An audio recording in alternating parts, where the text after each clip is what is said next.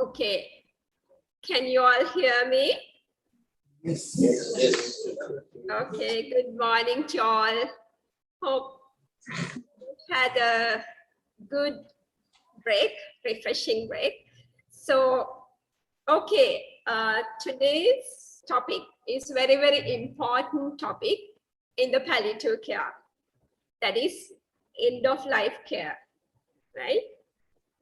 Okay, before starting my lecture, I'm going to ask you one question. That is, what is a good death for you? Have you ever thought? Just take few seconds to think about that. What is a good death for you all? Okay, so I hope you all agree with my answers. For many, this would involve you need to be treated as an individual with dignity and respect at your end of life. Then Excuse me, madam. you shouldn't have any suffering. You should.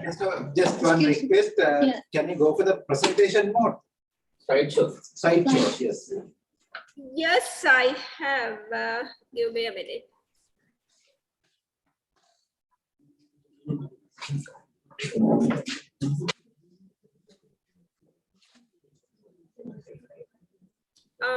In this computer,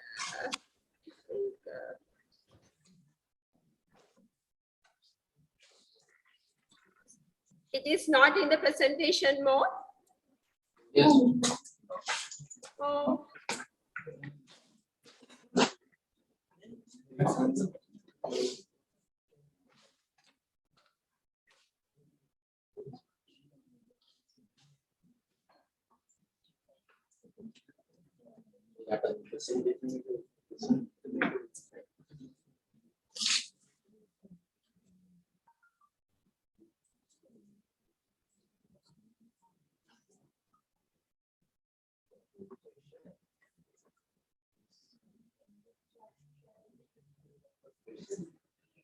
What do you think about? What do you think of End of life. end of life care? What would be the ideal death?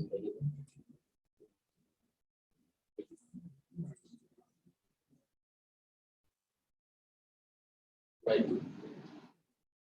Now it's okay.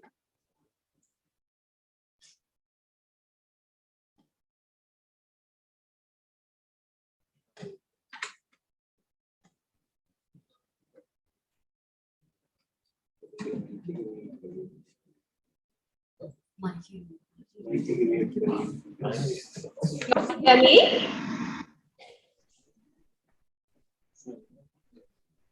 Yes. Hello? Yes, we can hear. Yeah, okay. Right. Thank you. So this is regarding the good death. So you all agree with my answers. So we have to be treated as an individual with dignity and respect and being without pain and other suffering symptoms. And we should be in a familiar surroundings and with the company of our loved ones, right? So most of the time, if we all are providing, if we all are getting this kind of care at our end of life, hopefully we might be able to get a good death, right? Okay, so approaching to my lecture today, so the outline is what is end of life care and terminal care, the terminology. Then what is a good end of life care and goals of end of life care? And how do we recognize the terminal phase of our patient? Then how to offer physical comfort for a dying patient? And more importantly, as doctors, how do we prescribe? What are the principles of prescription at the end of life?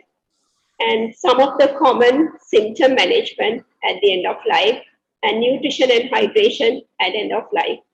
a big topic, but I will try to cover within 45 minutes. Okay.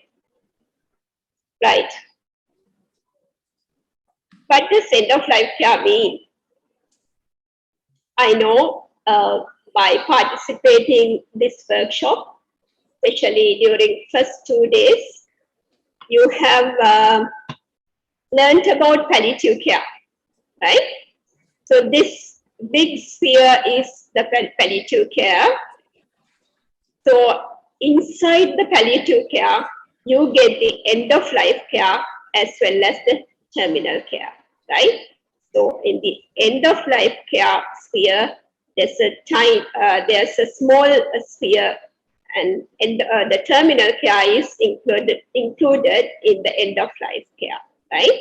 So now you can understand what is the importance, why we should learn about the end of life care and terminal care. This is a part and parcel of your palliative care, right? So when the patient receives palliative care, when they start palliative care, you all know that this is trajectory. According to the disease trajectory, they keep on, and it may be, like failing disease-directed treatment, and underlying disease condition may get irreversible state, and the baseline performance status will start to decline.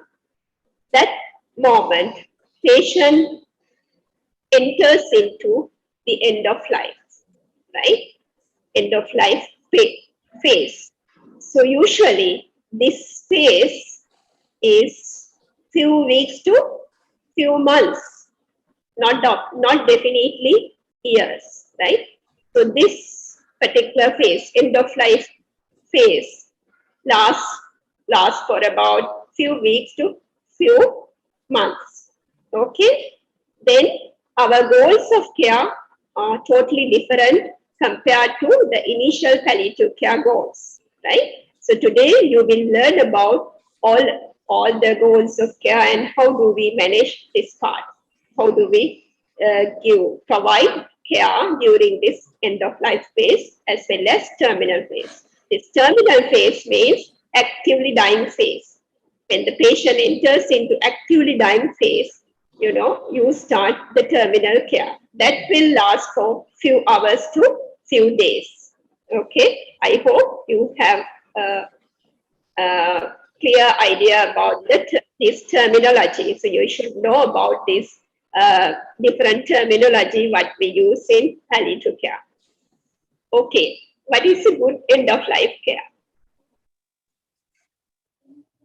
Actually, to provide a good end of life care, you should appreciate and understand that the death is inevitable and it is natural part of our life.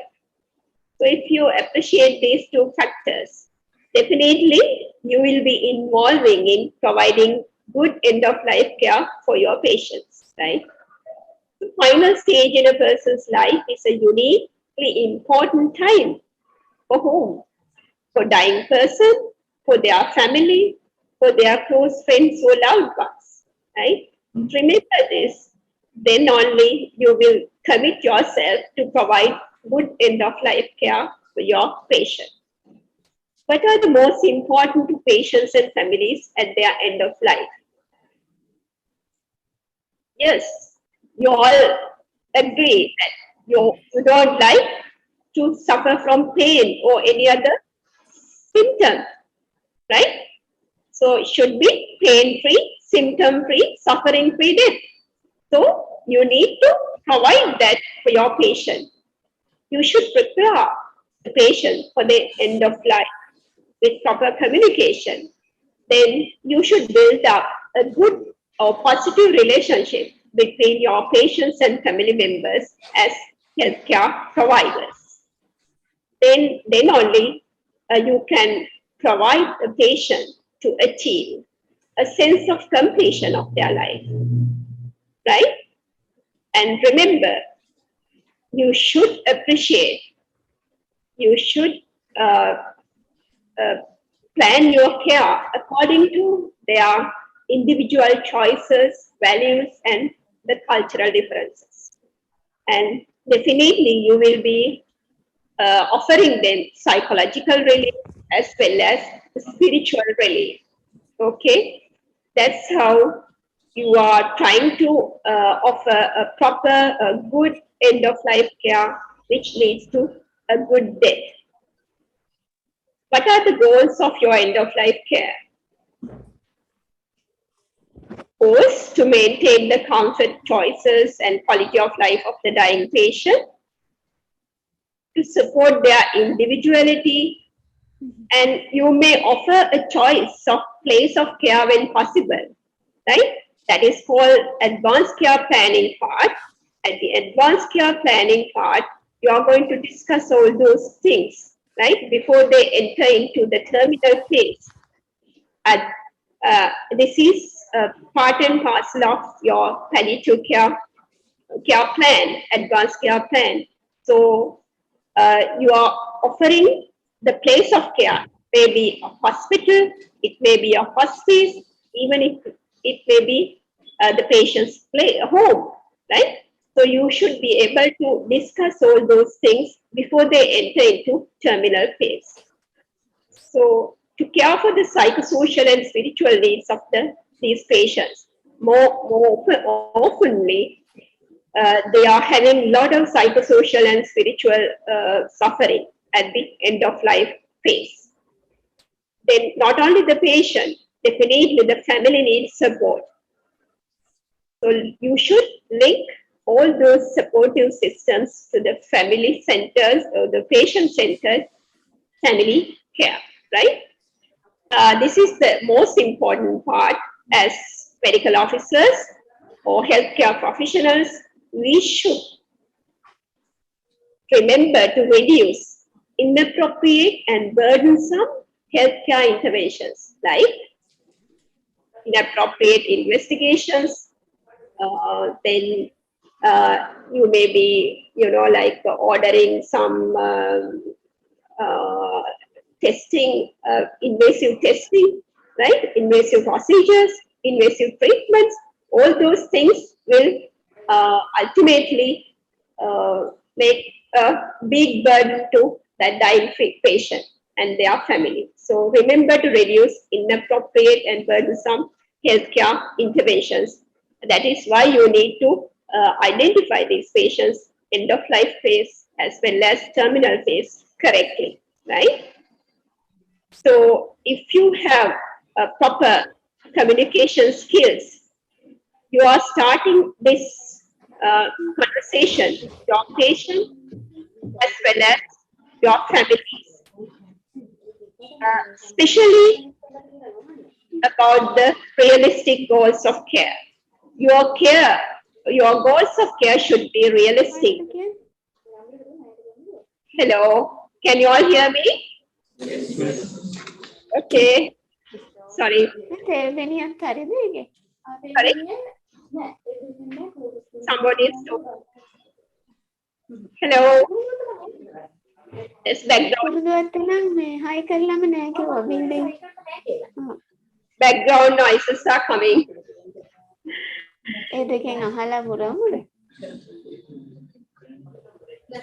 Okay, right. I'll try to continue my lecture. So you need to attend. I mean, you need to provide your attention to understand the patient's and family's concerns, right? That is why I told you about this advanced care plan. So in other countries, this is the legal document. Excuse me, sorry, I'm having I'm getting lot of noises from your end.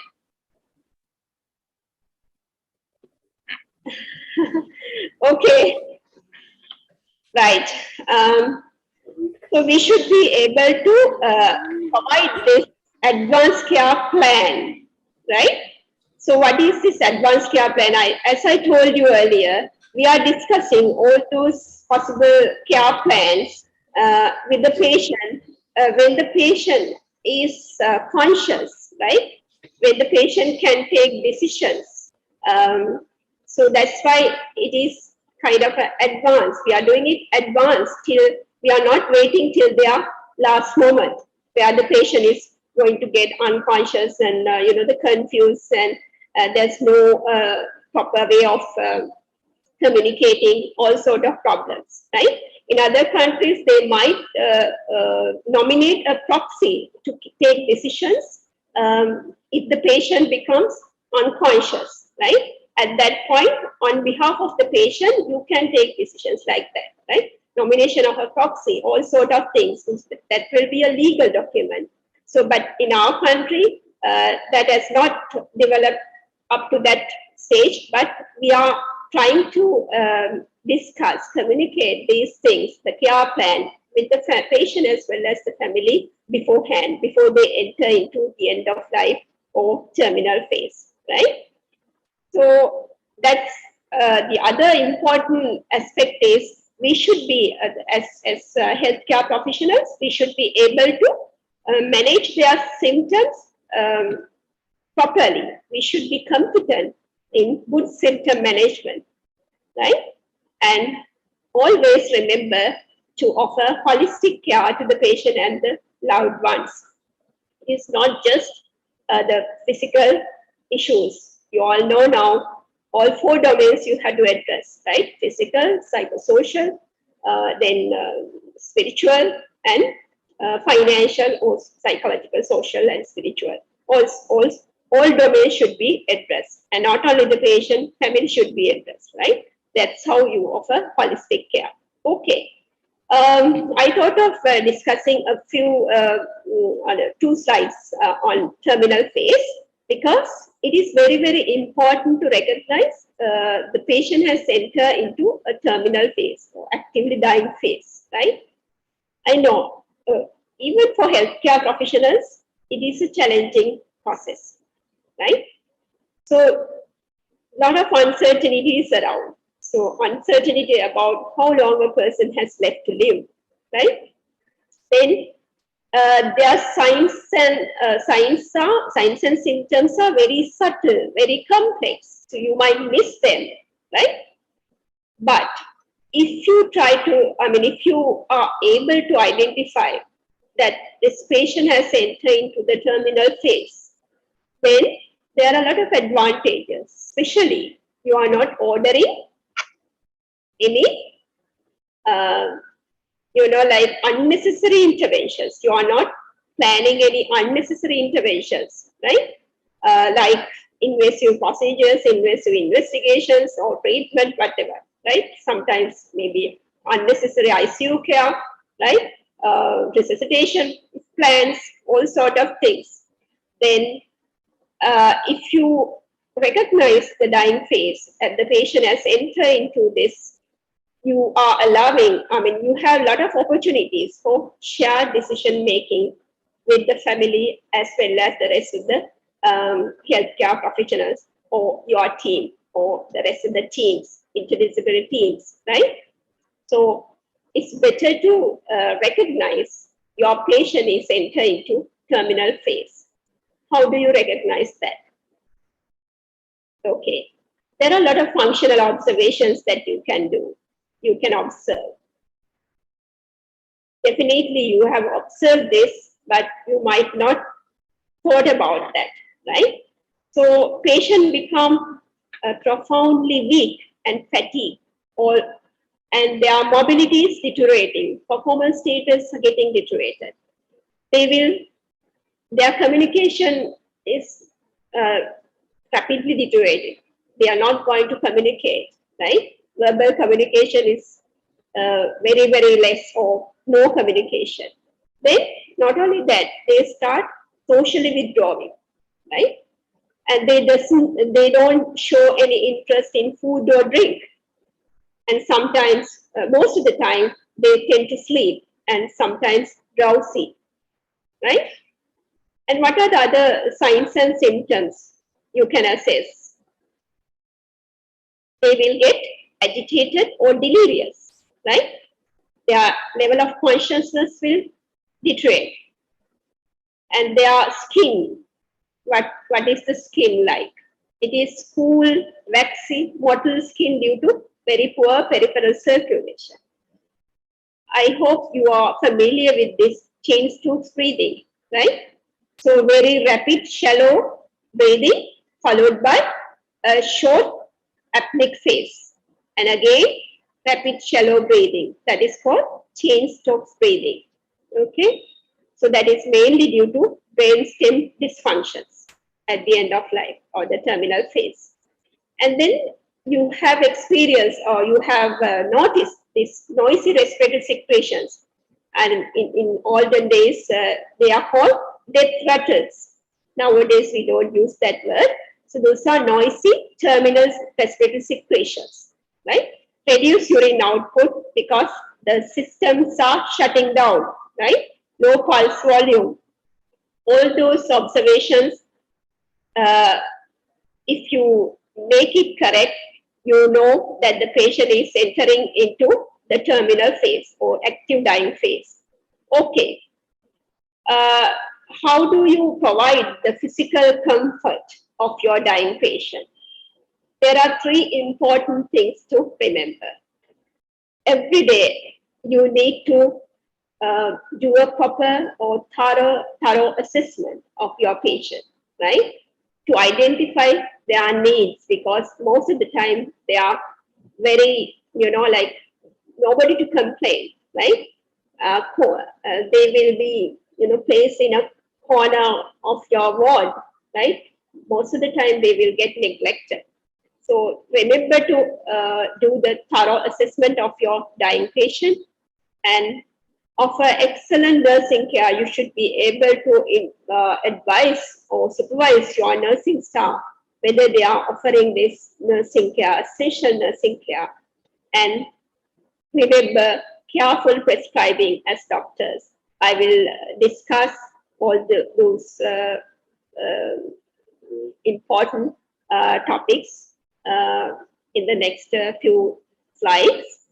Okay. I know that the nursing care, but you may think why I'm doing this part, but just to make sure that you are supervising your nursing staff or you are advising your nursing staff to do this proper, very essential nursing care in your patients who are at the end of life or at the terminal phase. Mouth care, conjunctival care, skin care, bladder and bowel care, if there are any ostomy care or wound care, right? Mouth care, just apply to yourself. It is a frequently neglected but very, very crucial aspect of your of a patient's end of life care. You know, to maintain self-esteem of an individual, you have to have a proper mouth care, right? So you should be able to offer this same self-esteem, comfort, and other important thing is ability to communicate. Sometimes if the patient is not having proper oral care, they will not communicate, right? Thinking about the halitosis and a bad smell and all those things, right? Disease process itself can contribute to halitosis, and with on top of that, if the oral hygiene is not poor, definitely they will end up with very kind of uncomfortable state, right? So mouth care should be a part of the daily nursing routine patient care. So you should be able to advise them and supervise them. And there's a possibility of developing oral thrush in these patients, right? So especially candidiasis and sometimes denture stomatitis. Sometimes patient might keeping the denture without knowing and nobody to remove that, right? So angular cheilitis, all those things can cause poor quality end of life, right, of your patient. So remember to maintain good oral hygiene, and if there are any oral candidiasis, you can use candid mouth paint or miconazole oral gel, local application, or nystatin lozenges, right, can be prescribed. Those are very, very tiny things, but improve a lot of quality of your patient. Then, if the patient has dry lips, dry mouth, what you can do? Just ask them to ask the carer to apply a lip balm, or just butter, right? Moistening thing. So then sometimes the oral cavity keep the damp cloth, just ask them to wipe the mouth and lips with a damp cloth, can apply cotton swabs with wet cotton swabs and water spray ice chips, which is very cooling and soothing to the dry oral cavity mucosa, right? If the patient has started oral breathing, then definitely they will end up with very dry oral cavity. So allow them to breathe through a wet nose and very tiny things that, but you definitely you will increase your patient's quality of life. How about the conjunctival care? Yes, since their eyes are partially open, or most of the time they keep that open, right? Getting uh, tear, the production is deficient, tear production. So they will definitely get dry eyes and irritated eyes, right? Sometimes exposure keratitis. So you can try artificial tears, ophthalmic saline solution, or if the keratitis is there, steroid eye drops like FML, Probeta, right? Then the skin care. Keep skin care clean, skin clean, avoid alcohol containing solutions which makes further dryness of the skin. Then gently apply other alcohol-free lotion or moisturizers. You can ask your patient's caretaker to do those things, right? If the nurse is not available with the in the current settings, I don't think that our nurses are like, even if they want to do, there's a time frame, time constraints with the workload. So you can advise the carer to do these, offer this care to your patient, right? Protect pressure point care. The air mattress is available. You can apply that you can arrange an air mattress or just water-filled gloves to protect the pressure points of the skin, right? And thereby you can avoid bed sores. The perineal care is also very, very important for these patients. Bladder and bowel care, you know that these patients will develop loss of bladder and bowel control, right? Most of the time. And try to encourage to use diapers, but rather than catheterizing. But if the patient is in catheter, have to maintain proper catheter care, right? Then they are usually getting constipated. Their bowel opening is usually once in 2 to 3 days time. That's okay. That's fine.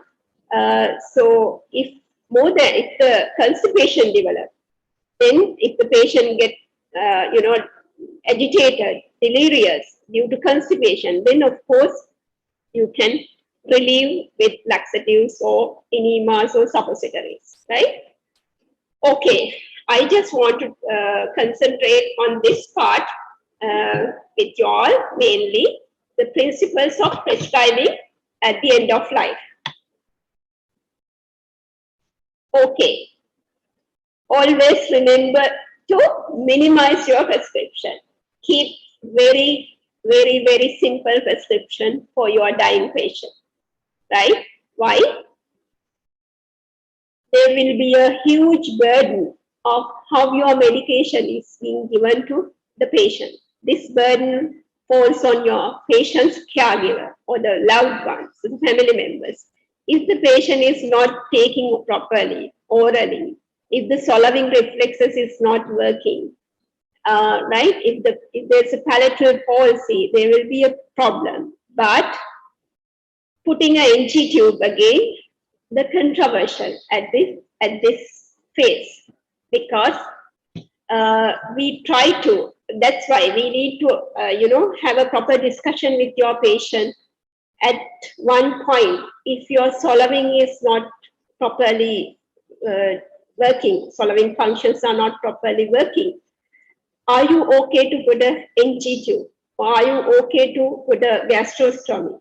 Or whatever the feeding, the parenteral feeding, right? All those things are in the advanced care plan, right? So most of the time, we avoid NG feeding uh, in the actively dying patient if that is not planned before, right? We are not introducing an NG as a new thing in a dying patient, right? So remember about this oral route is not available most of the time. So you have to keep your prescription very, very simple and keep avoid all the potential side effects, and you may allow minimal side effects, drug-induced side effects. Thinking that in mind, you have to start your prescription, right? And how about the routine medications? Most of these patients are having other comorbidities, like dyslipidemias, diabetes, hypertension, all sort of things. Okay, you might decide to stop routine medicine. Some of the medicine, actually, if they are not providing symptomatic benefit for this patient, right? Like statins, sometimes that may cause harm, like oral hypoglycemic drugs. Since the patient is not taking anything orally. So on top of that, you are asking, you have not omitted their oral hypoglycemics. Then the carer will give the routine drugs. So patient will get comatose, hypoglycemic coma, right?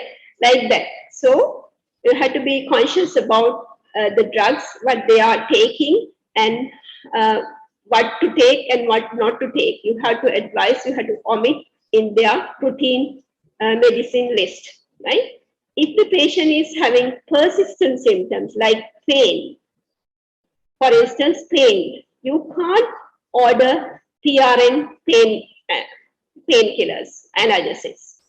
It should be regular orders, no PRN orders, no SOS orders, right? Because nobody to ask, patient is not complaining.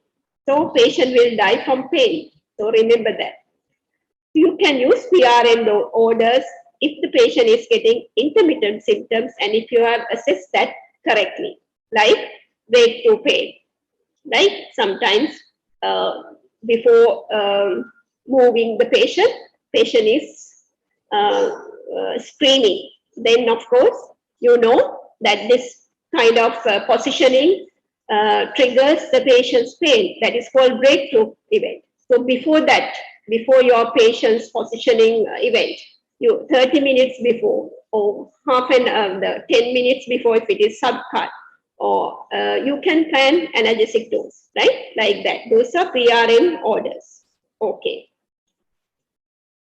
And what is, if I ask a question, what is the best route that you should use for these terminal patients or dying patients? Actually, it is subcutaneous route, right?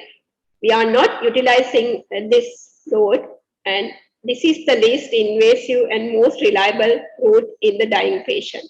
So these are the special cannulas. These are plastic cannulas with short plastic cannulas like violin cannula, Teflon cannula. They can be inserted subcutaneously. These are the sites that you can apply subcutaneous cannula and secure that. And then you can introduce your IV drip slowly and some IV drugs, right? Whatever the patient has to be given, that convert that to the subcut route, and you can adjust the dose and utilize the subcutaneous route for your patient's medications, essential medications to relieve the current suffering, current pain, or current problematic symptoms. Okay, right. We'll rush to go to the common symptoms at end of life. You know, these patients are getting very distressed if their patients' symptoms are not properly addressed, properly managed. These are the common symptoms, like mainly pain, delirium, breathlessness, respiratory secretion, nausea, vomiting, fatigue, and sleep disturbances. So before pain management, what are the negative outcomes of pain of your dying patient? well, it might hasten or potential to hasten death of your patient if you are not properly manage the pain, right? Definitely, it may associate with a lot of suffering at the end. And if the patient's pain is not properly managed, they will not eat or drink well. And there's no meaningful conversation because patient is in pain. And they tend to isolate. Why? They save their energy to cope up with their pain sensation, right? Remember, these are all negative outcomes of poorly managed pain in your patient. So try to relieve their pain, and then only you can offer a good death for your patient. And of course, they are suffering a total pain. What is that? This is the total pain. It is an interactive model, right? Not only the physical causes can cause pain perception. Definitely, a lot of psychological issues, social issues, social and financial issues, and sometimes spiritual issues are contributing. These are interacting one another, right? And they are contributing to the total pain perception by the patient, right? That is the concept, total pain concept. So remember that. That's why you need to relieve their total pain, right? Okay. Then when you give medication, it should be round the clock and correct doses. I'm not going to detail about the pain management. I hope that you have learned about the pain management. So you have to assess it properly, always flat approach, recognize, assess and treat, assess it properly. According to the severity of the patient's pain, you select your analgesics, the type of analgesics, dose and route, and the frequency, everything, right? With the breakthrough doses. So titrating upward is usually a daily basis, but always remember to use adjuvant modalities depending on the patient's need. Non-pharmacological methods are very, very important to manage these patients' pain at the end of life, like massage therapy, aromatherapy, music therapy, and sometimes nerve block, right? The next symptom is terminal delirium. It is really, really distressing, especially to the family and caregivers, right? Because patient develops confusion, restlessness, agitation, right? Day and night reversal of sleep, a lot of problems. So patient will experience visual, auditory, olfactory hallucination during this period. And usually this terminal delirium is irreversible. Remember that. So you need to manage them properly, right? Otherwise, they will never get they will never achieve a peaceful death. Definitely, they will suffer a lot at the end of life. So it will be a real distress to the family. So management of terminal delirium is very, very important. Remember to manage that without ignoring. So try to find the possible causes, lot of correctable causes, especially the medications, right? If you are not going through the medicine list, patient, the caregiver might be giving all sort of medications without proper assessment, and if you are not going through it and adjusting the medications, sometimes opioid overdose, steroids, anxiolytic overdose, because organs are shutting down, metabolism are reducing, then there will be some accumulation of drug metabolites causing delirium, right? Then on top of that, patient get dehydrated. So sometimes poorly controlled pain can cause delirium. Urinary fecal retention can cause delirium, right? Then hypoxia, the psychological problems, sepsis, the fear, anxiety, emotional turmoil, because that patient feels that he is going to die. It's a huge psychological distress, right? All those can cause terminal delirium of your patient. Then how are you going to manage? Treat reversible cause first, and then try non-pharmacological measures, keep the environment calm, and a lot of non-pharmacological measures you can use. Then I will stress on the pharmacological management. You can try, you can prescribe haloperidol 2.5, very small dose, 2.5 to 5 milligrams subcutaneous every 8 hourly. If you manage to place that subcutaneous cannula, you can utilize that cannula to give this haloperidol. Even midazolam, 2.5 to 5 milligrams subcut, 2 to 4 hourly intervals, short acting, right? So definitely you should manage these patients' terminal delirium. Otherwise, patient will die in a real suffering.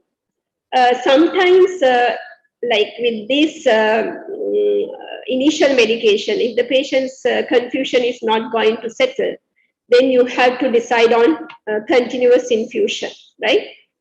The dose 20 to 30 milligram of midazolam over 24 hours, plus again 5 milligram hourly PRNO.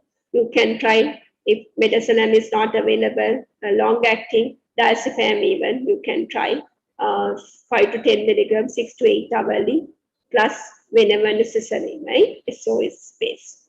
Okay. The other big symptom is the breathlessness in the last days of life. Most of the time, there may be a lot of reversible causes like fluid overload and all, right? Pulmonary edema, posing breathlessness, bronchospasm. Consider non-pharmacological management, like just be sensitive and kind of, just try to relieve the patient's anxiety, right? And then limit the people in the room. If the patient is in a room, reduce the room temperature. Then open windows and try to get the fresh air inside circulating. Then use a handheld fan gently blowing across the face. Then it will cut off the upper airway stimuli to the brainstem, so that patient will feel more comfortable and reduce dyspnea, and avoid irritants, smoke, perfumes in the environment, and comfortable position. Then if you have tried the pre-breathing exercise like pursed lip breathing and relaxation therapy, you can try, advise the patient to apply those things. Like a lot of non-pharmacological interventions are there to relieve the patient's breathlessness, right? And how about oxygen? Well, if the patient is not hypoxic, there's no need of oxygen, right? Only oxygen is needed if the patient is clinically hypoxic. So you can use other than oxygen, opioids like morphine. If you have immediate release morphine or mist morphine, liquid morphine, that will be help a lot to relieve these patients' breathlessness, or short-acting benzodiazepines to relieve their anxiety, right? Then with that, the patient develop respiratory secretions.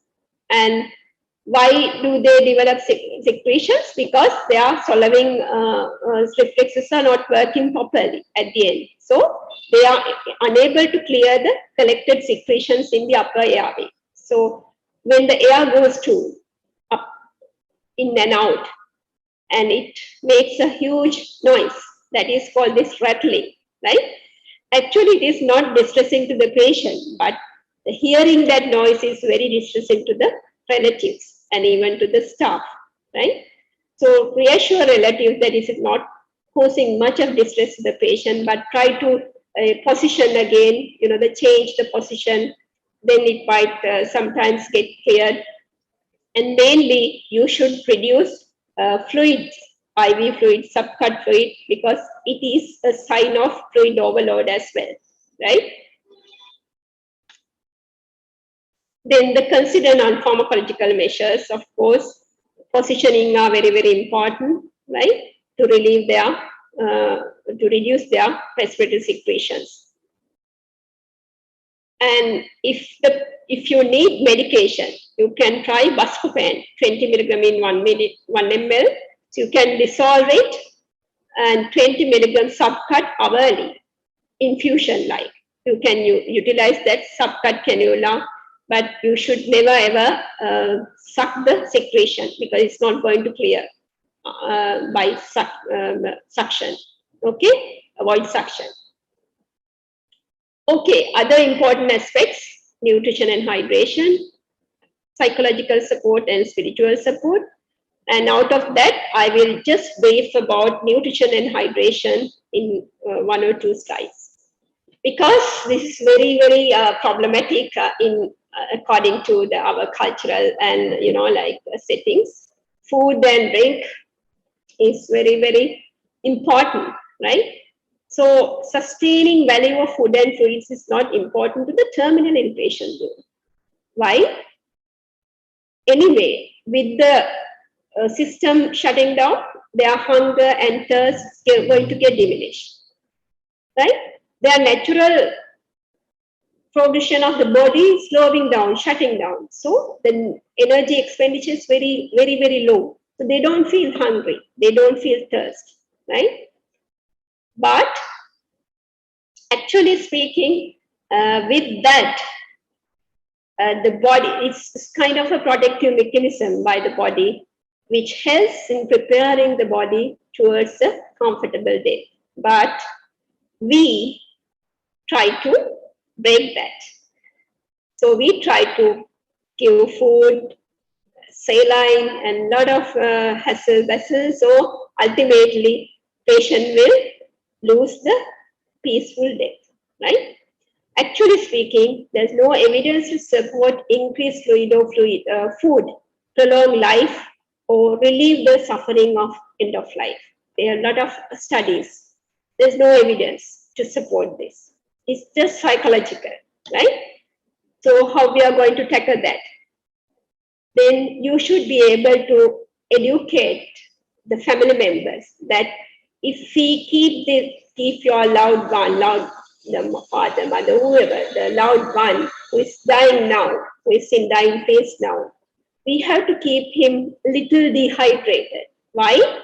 Dehydration decreases patient's feeling of nauseating and vomiting feeling, and incontinence will be settled if the patient is dehydrated, and pressure symptoms because of the body swelling will be reduced.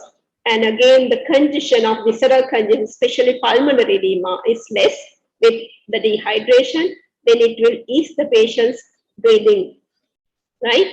It will reduce the breathing difficulty and shortness of breath and the cough. More importantly, patient's pain is also reduced if he is in a dehydrated status. Why? It will cut down some of the stimuli, right?